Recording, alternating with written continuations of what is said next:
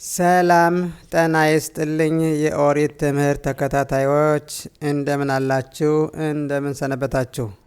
የእስራኤል ቅዱስ ኃያል የተመሰገነ ይሁንና ዛሬ የምንማረው የመጀመሪያው የኦሪት ትምህርት የንስሐ ትምህርት እየተመለከተ ይሆናል።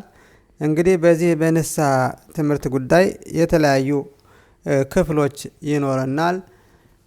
ምክንያቱም እነዚህን አሁን እንድንማር የተነሳሳንበት ዋና ምክንያት ሮሽ ሃሻና ወይም አዳም የተፈጠረበትና ከዚያም አዳም በሰራው ኃጢአት ምክንያት ከገነት የተባረረበት ቀን ይህ ለዓለም ሕዝቦች በሙሉ የንስሐ መመለሻ ቀን ሆኖ በኦሪት ውስጥ ስለተሰጠን ይህንን በተመለከተ ንስሐ የንስሐ ወራት በመሆኑ እነዚህንን ትምህርቶች እንማራለን ማለት ነው። እንግዲህ ኤሉል የሚባለው እንግዲህ እንደሚታወቀው አዳም እና ሔዋን የተፈጠሩት ኤሉል በሚባለው ወር በ25ኛው ቀን ነው ማለት ነው።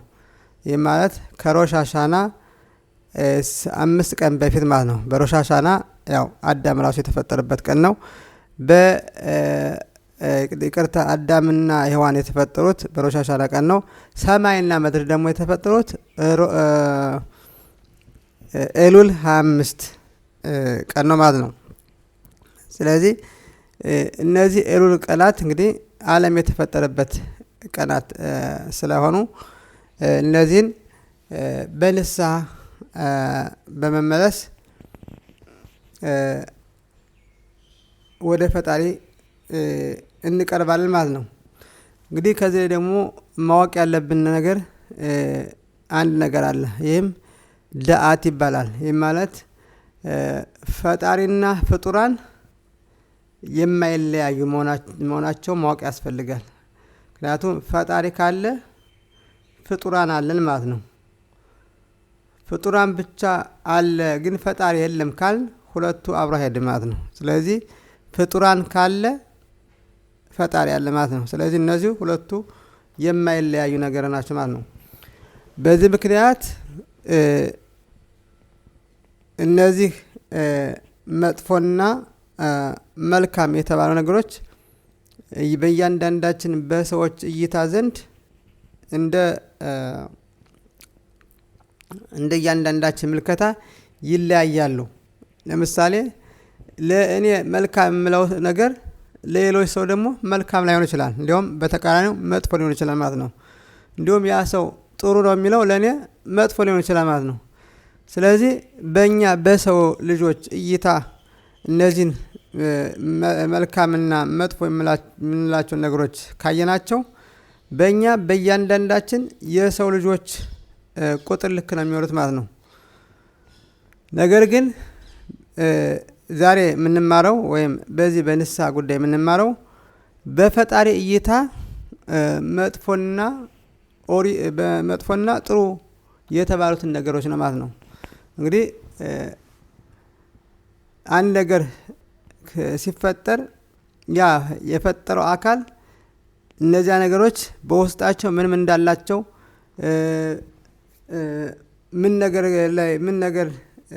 በምን ነገር እንደሚበላሹ ምን ነገር እንደሚያበላሻቸው ከዚያ ደግሞ በምን ነገር እንደሚጠገኑ እነዚህን በሙሉ አዘጋጅቶ ይሰጣል ማለት ነው። ይህ እንግዲህ ማንዋል ወይም ታፍሪት ወይም መመሪያ በመባል ይታወቃል ማለት ነው። እንግዲህ የዓለም ፈጣሪ ይህንን ዓለም ከፈጠረ በኋላ ሰውን እንደፈጠረ ይነግረናል።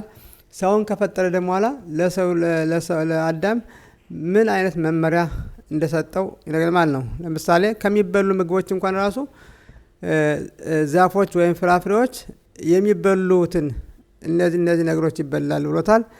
ይሄ ደግሞ ከነዚህ መካከል ደግሞ ይሄ አንዱ አይበላም፣ ከተበላ ጉዳት ያመጣል፣ እሱ ብቻ አይደለም ሞትን ጭምር ያመጣል ብሎ ነግሮት ነበር ማለት ነው። ነገር ግን እኛ ከፈጣሪ የበለጠ የምናውቅ ምሁራን መስለን ራሳችን ስለምናይ የፈጣሪን መመሪያ ትተን የራሳችን ፍላጎት ለማሟላት ስንል ያንን የፈጣሪ መመሪያ እንሽራለን ማለት ነው። በዚህ ምክንያት ከፈጣሪ እንድንርቅ ያደርገናል ማለት ነው። ስለዚህ ምን ጊዜም እያንዳንዱ ይሁዲ ኦሪት ሲማር የዓለም ፈጣሪ ኦሪት ምን ትላለች የሚለውን ነው። እገሌ ምን አለ የሚለውን ሳይሆን ኦሪት ምን ትላለች ብቻ ነው። ከዚህ ላይ እንግዲህ ነገሮች ሁሉ የሚለዩት። ስለዚህ በኦሪት ሕግና ስርዓት መሰረት የዓለም ፈጣሪ የትኛው ጥሩ እንደሆነ የትኛው መጥፎ እንደሆነ በግልጽ አድርጎ ጽፎልናል ማለት ነው። ስለዚህ እኛ መማር ያለብን ነገሮች መጥፎና ጥሩ የሆነው ነገሮች ምንድናቸው የሚሉትን ነው ማለት ነው። እነዚያን ነገሮች ለይተን ካወቅን በኋላ ከተረዳን በኋላ ከዚያ መጥፎ በፈጣሪ ዘንድ መጥፎ ከተባለው ነገር እንርቃለን ማለት ነው። ወይም ያን መጥፎ የተባለ ነገር እንተዋለን ማለት ነው። ነገር ግን እነዚህን ነገሮች ካላወቅን ንስሐ የሚለው ነገር ትርጉም አይኖረውም ማለት ነው። ስለዚህ እነዚህ ነገሮች ደግሞ ጥሩና መጥፎ የተባሉት በሁለት ነገሮች ናቸው ማለት ነው። አንደኛው ለእስራኤል ልጆች ብቻ ሲሆን ሌላው ደግሞ ሁለተኛው ደግሞ ለሁሉም የሰው ልጆች ለአዳም ዘር ለሆኑት ሁሉ ማለት ነው። እንግዲህ ለሁለቱም ንስሐ አላቸው ማለት ነው። እንግዲህ ለዓለም ህዝቦች 7 አይነት ህጎች አሉ። እነዚህ ወደፊት የምንማራቸው ይሆናል ማለት ነው። ካሁን በፊትም ተምራችኋል፣ ወደፊት የምንማራቸው ማለት ነው። እነዚያን ነገር ለይቶ ካወቀ በኋላ ከነዚያ ነገሮች እንዳይሽር ይጠነቀቃል ማለት ነው። ስለዚህ ያን ካወቀ ቢሳሳት እንኳን የነዚያን ነገሮች ህጎችን በመሻሩ ይጸጸትና ሁለተኛ እንዳይደግማቸው ንስሐ ይገባል ማለት ነው። ስለዚህ የዓለም ህዝቦች ንስሐ የሚገቡት ወደ ኖህ ህግና ስርዓት ነው ማለት ነው። የእስራኤል ልጆች ደግሞ ህግና ስርዓት ሲሽሩ ወደ ኦሪት ህግና ስርዓት ነው የሚመለሱት ማለት ነው። ስለዚህ እነዚህ ሁለቱ መንገዶች ብቻ ናቸው ማለት ነው። ሌላው ከዚህ ውጭ ያሉት በሙሉ ሰው ሰራሽ እንጂ በፈጣሪ እይታ የተሰጡ አይደሉም ማለት ነው። ይሄን ዋናው ማወቅ አለብን። ስለዚህ እያንዳንዱ ይሁዲ በፈጣሪና በሰው መካከል የተደነገጉትን ህጎችን ለይቶ ማወቅ ያስፈልጋል ማለት ነው። ከዚያ በኋላ በፈጣሪ መንገድ ወይም በፈጣሪ እይታ መጥፎ የተባሉትን ነገሮች መተው ግዴታ አለበት። ምክንያቱም እነዚያን በፈጣሪ ዘንድ ያሉት መጥፎ የተባሉት ነገሮች ካልተወ ወደ ንስሐ ተመለሰ ማለት አይቻልም ማለት ነው።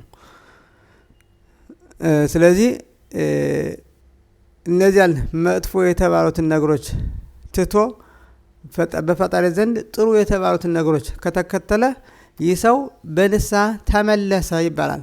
በንስሐ ማለት እንግዲህ ወደ ፈጣሪ እይታ ፈጣሪ ወደ ደነገገው ህግና ስርዓት ተመልሶ በፈጣሪ እይታ ውስጥ አለ ማለት ነው። ስለዚህ እነዚህ ናቸው ልዩነቶች ማለት ነው። ስለዚህ እያንዳንዱ የሰው ልጅ የሆነ በሙሉ የአዳም ዘር የሆነ በሙሉ ነፃ ምርጫ አለው ማለት ነው። እነዚህ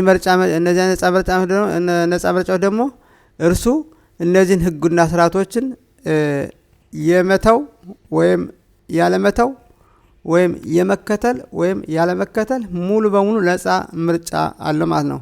ፈጣሪ አያስገድደውም። ፈጣሪ በእነዚህ ነገሮች ከሄደ መልካም ይሆንለታል፣ በእነዚያ ደግሞ በመጥፎ ነገር ከሄደ ደግሞ መጥፎ ነገር ይሆንለታል ብሎ አስቀድሞ ነግሮናል ማለት ነው።